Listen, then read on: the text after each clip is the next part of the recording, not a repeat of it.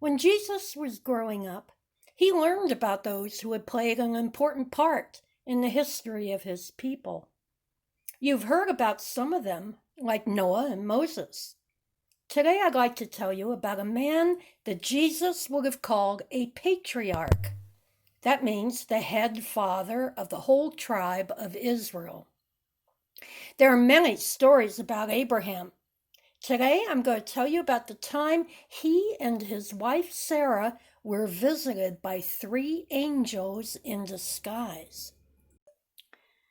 But before I do, I'd like to tell you about the tradition in Jesus' part of the world for how to act when visitors arrive. In that area where there is a lot of desert and not much water or food, it is tradition that the head of the house welcomes and protects and serves a stranger. Here's what happens. A stranger arrives at the boundary of the tribe. A watchman will run out and tell the head of the tribe. The tribe leader will then quickly order a banquet to be prepared and laid out for the stranger. Not just a meal, a banquet. Meanwhile, the head of the tribe himself will go out to meet the stranger, bowing low and welcoming him. He will not ask the stranger's name, but will offer protection and hospitality. Then he will lead the stranger to a place of honor to sit and have his feet washed. For as long as the stranger stays, he is treated like a king and protected. Before leaving on his way, it is tradition for the stranger to bless the tribe, usually for wealth and many children. Then the head of the tribe will escort the stranger back to the boundary. Jesus would have known about this tradition.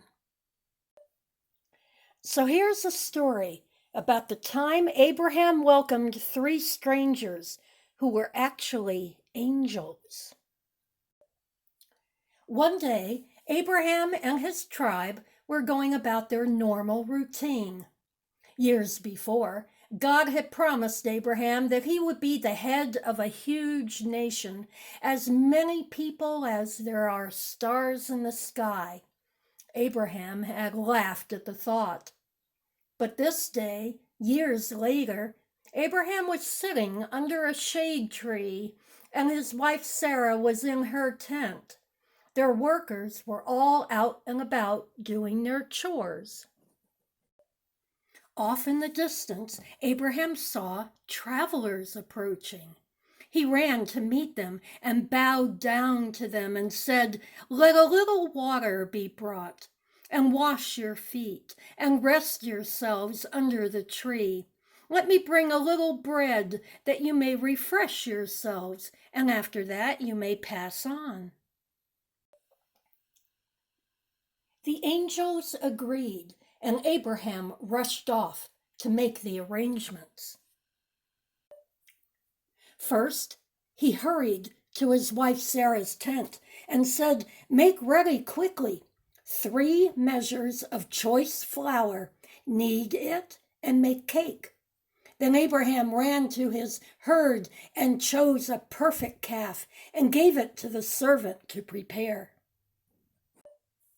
All this time it took to make the cake and cook the meat, the angels just waited patiently.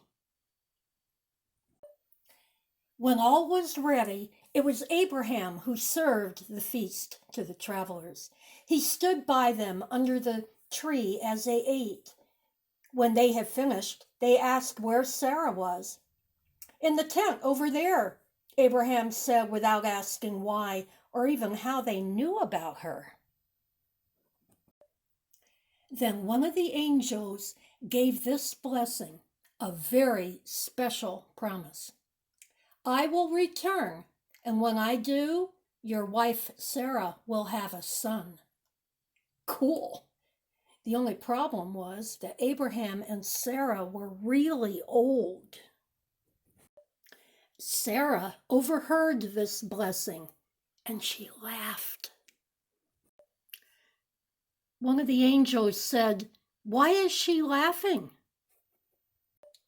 Now Sarah was afraid and she denied really laughing. The angel said, "Oh, yes, you did laugh." Then the travelers went on their way. A year later, guess what? A son was born to Abraham and Sarah. The baby was named Isaac, which means laughter, because both Sarah and Abraham had laughed. And guess what else? Now, more than 3,000 years later, there are at least 3 billion people in the world who call Abraham the father of their faith.